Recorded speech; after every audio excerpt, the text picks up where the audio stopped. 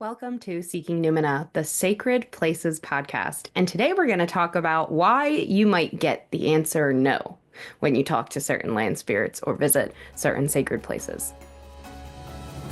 Welcome to Seeking Numina.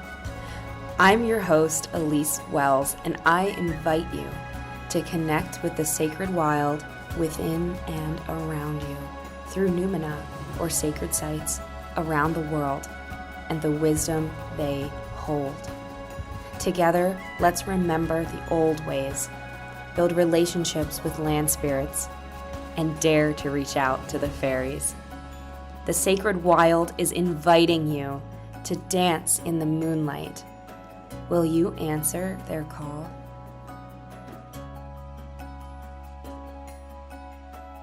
Sacred places can be defined by any number of criteria, but for me, they are places where the land spirits seek to co-create spiritual connection with you. So this might be a place that has a message for you at that time in your life. Maybe you're called to visit the Temple of Poseidon to connect deeper to divine masculinity and some wounds you might have around that. Like I was actually. That's a personal relationship I have with Poseidon is the way divine masculinity does not have to be toxic. You know, he really shares that. He's really shared that with me in my times at his temples. You might be called to visit a sacred place for ancestral connection, like we've talked about in past episodes. Or maybe there's a place that you're drawn to again and again, and you feel really good being there, and so you just keep going. Some of these sacred places connect with us for life, others for brief moments. But every so often, we might visit a place with an intention to connect that doesn't quite go that way. Maybe everything's fine during the day. But like I shared in Sacred Pennsylvania at French Creek State Park, sometimes you get the no when it comes to the nighttime. Sometimes an entire park feels wonderful, except for this one small part. Other times you might go wholeheartedly excited to connect, and you're just met with a barrier or a resistance. So today I want to talk through a few of the reasons you might hear no from a land spirit or a sacred place that you're seeking to connect with. So the first reason you might get a no is not personal. Certain sacred places have been laid waste to for so many millennia that the land spirits might just kind of have a no admittance sign up, essentially. You might have a very, very hard time connecting. And if for most places that have been disrespected over longer periods of time, you might find that the land spirits are so wounded that they're not open to connection. If that happens, you have a couple of options. One, walk away, leave an offering, send love, and then take yourself away from that place out of respect. Two, you might decide to keep trying. Prove to the land spirits that you are different, that you are here to be of service, to be in connection, in relationship, not to use them or to get something from them, but to just connect and be there. If you go with the second option, use your intuition to really feel if you are welcome there. I mean, if it gets increasingly hostile or aggressive, or even the wind might pick up angrily, clouds might come overhead. You know, if they're starting to engage the weather spirits to get you off of that land, then maybe it's time to go. So recognizing that the land has autonomy, it has spiritual power, and just like anybody else, we're animists here in the Seeking Numina podcast. Anybody who works with land spirits, you got to be an animist. You got to believe in spirit. You got to recognize its inherent power and connection in everything. So if the land spirits say no, respect that no, hold that boundary, honor it. Don't take it personally. There's nothing wrong with you. Everybody wants that wonderful, powerful connection when they go to a land spirit, but it's just not always going to happen. Think about dating. Was every single date you went on amazing and you could marry the person? Probably not. And that's okay. You know, sometimes we take it personally. Sometimes it feels external. Sometimes it's clearly nothing, you know, it's maybe bad timing. It's the same with land spirits. They are relationships. They're just like any other type of relationship we choose to pursue. They have autonomy to decide the stance of that relationship. Sometimes the land spirits will tell you no for your own safety. This is a really scary story in hindsight, but when I was living in Baltimore, I think I've talked about this before. I definitely have shared it on the Magic Kitchen podcast, but I was a teacher in Baltimore City for 4 years. And while I was living in Baltimore, I would seek out as many nature spots as I could. And I would go to Druid Hill Cemetery a lot. And I would also go to any, new places. There was this park, I think it was called Washington Park, that had like a man-made waterfall, and it was really fun because you could actually walk out into the river on stones and then like sit up by the waterfall. So I would sing to the water, and it was so powerful because no one could hear me. So I would just have the full, power of my voice with no human consequences. Um, and I found another place. Locals are going to hear this name and be like, "What?" Called Leakin Park. Leakin. Like the park is leaking. Anyway, and as I was walking around this, I mean, I had a great day. It was a little cold. I remember that. It was like I was pretty darn bundled up. And it was during COVID. So even though there was no reason to, I was alone there, I was wearing a mask. So I remember that vividly because I was like, oh, I'm actually much toastier with this mask on. And I was having a nice time. I was walking around. I actually sat and connected in this one area for a good 25 minutes, 30 minutes till I got too cold again. Then I started walking around, and there's an old building there that was really beautiful. I was taking pictures of the eaves, and I got to this area that started to approach water. I could see like a lake or something down at the end of it. And there was an art installation actually, like a local like found objects art installation in the trees. So I was doing like a path through this art installation. And as I'm walking through it, there's like this bough of trees that starts to be part of it. So I go through this bough of trees, still in the art installation, definitely still in the park. Nothing, I'm not going anywhere I shouldn't be as far as legality goes. And as I am about to round another corner, right after I go through this bough of trees, of branches, the art installation continued, by the way. Like I could have kept going legally. I get this like wall of no that rises up. Like the land was like, turn back, turn back. And I look ahead and I can still see the water. My plan was to go up to the water and like, say hi. And the land was like, turn back, go, leave. And I was like, okay, okay. So I did. Like it was a really weird, like all of a sudden I was like, oh my God, is somebody in here? Like I thought it was my spirit guides telling me like it's time to leave, like something's going on. So I leave, I head out, I go back to my car, and I actually posted in the Baltimore Pagans Facebook group that I'm even though I haven't lived there in like 5 years, I'm still one of the admin for it. It's a really sweet group of people, and back during COVID, we were doing a lot of events and sharing of stuff like this. And so I shared in there some photos of my day there, and I was like, has anybody been here? This is a really sacred place. It's so beautiful. It's so nice. I love the energy. And they're like, that is a body dumping ground. It is well known, apparently, in Baltimore for its particularly filled lake. So that water I wanted to go say hi to is filled with dead bodies. And it also tends to be a place where crime goes down. So had I gone up to the water, who knows who I could have met, who I could have seen, what kind of conversations or not may have been had. Truthfully, I didn't even Google to see if this place was dangerous. It was a big park. So in that instance, the land spirits told me no for my protection. I know that. I know it had nothing to do with me personally. So bear that in mind too. We might not always get the answer that quickly to know, oh, for sure it was protection, but trust, and you can ask in the moment, like, hey, is this no because it's me and you don't want to talk to me?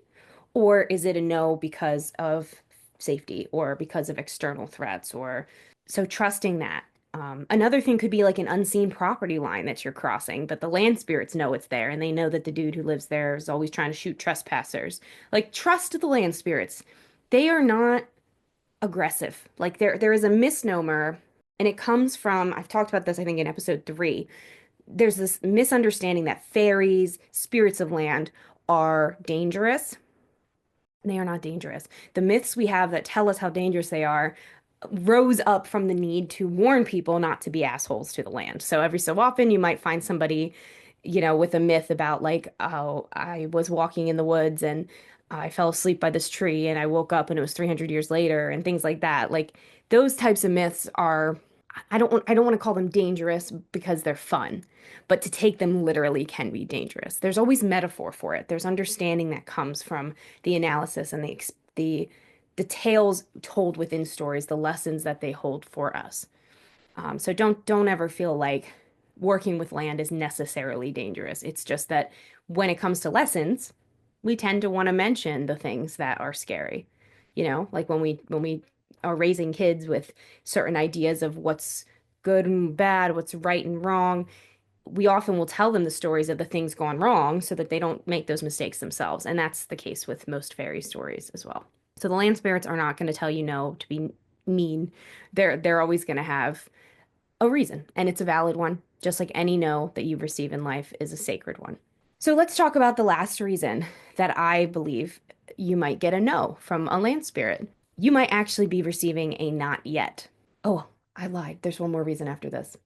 Anyway, so you might be getting a not yet. If you find yourself trying to connect with a certain space and you start to get a headache or you start to feel anxious. Maybe like for me, sometimes it manifests like I have to pee, but I don't. It's that kind of inner anxiety. You might be encountering a power that is a little too intense for you at this point in your journey.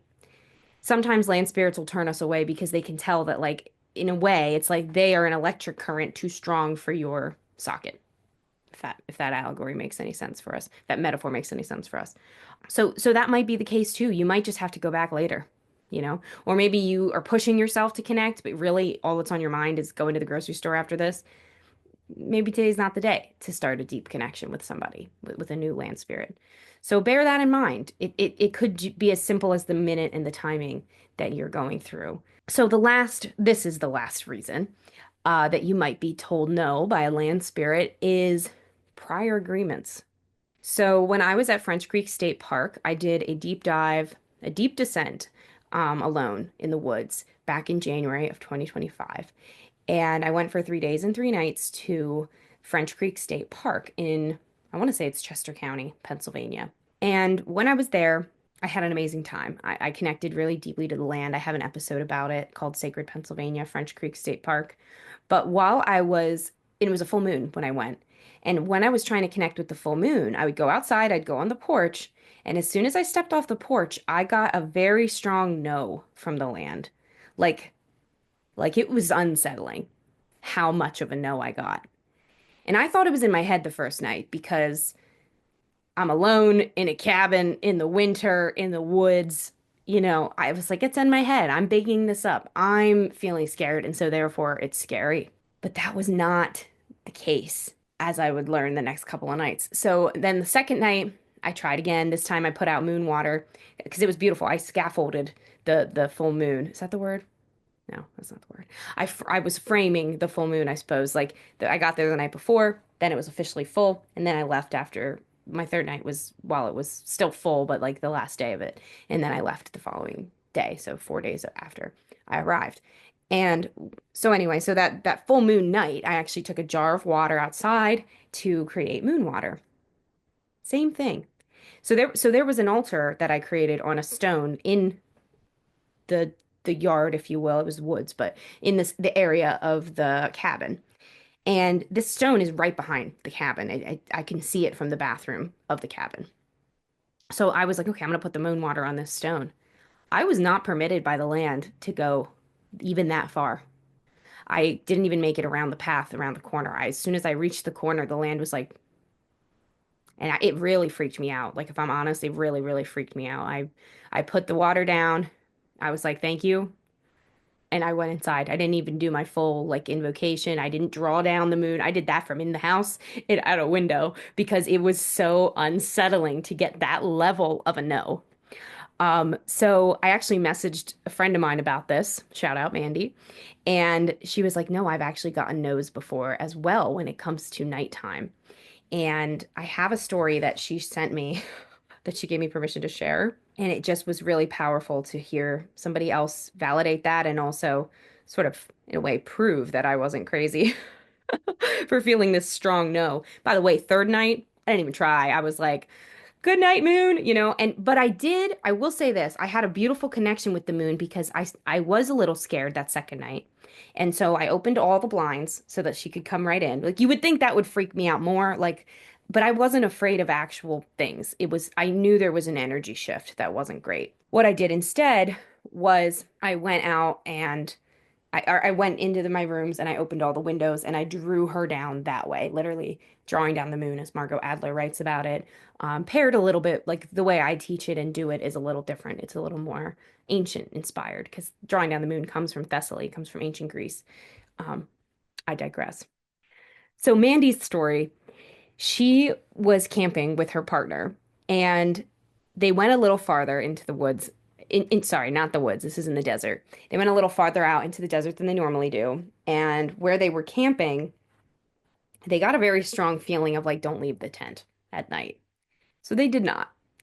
And later in that night, they both woke up to what felt like a giant animal sitting on them, like pushing into the tent against them. And it was a bobcat. So by listening to the land's advice, like do not go outside once it's dark, they sort of they were saved, they were safe. But also it had a physical and practical reason why the land had that barrier for you. I do not think there were wildcats near me in Pennsylvania, but the sentiment is the same.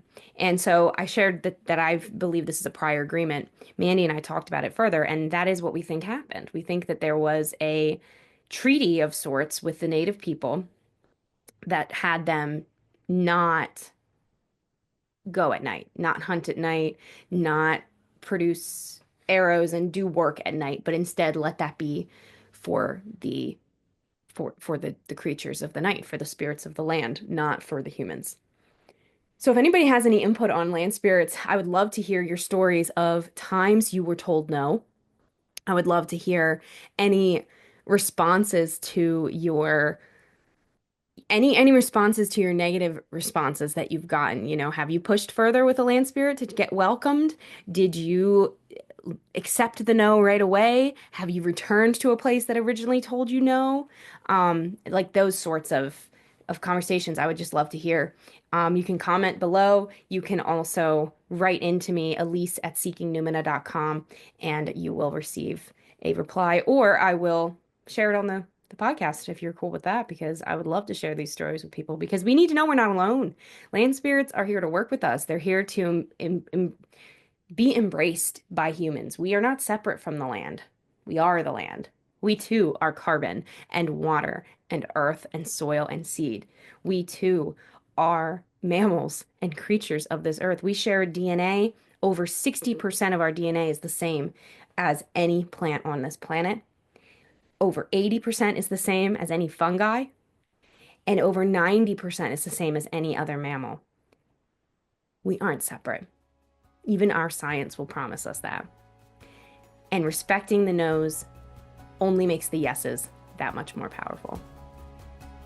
Thank you for Seeking Numina with me today. I am Elise Wells, and I look forward to connecting with you deeply, hearing your stories of land spirits and the sacred no's you've received from them. Thanks as always for being here. Bright blessings. Thank you for Seeking Numina with me today. Join me at patreon.com/Elise Wells to support this show and get access to a library of rituals, exclusive videos, meditations, and more. To learn more about my upcoming retreats, book a tarot reading, or learn with me in workshops, classes, or mentorship, visit seekingnumina.com.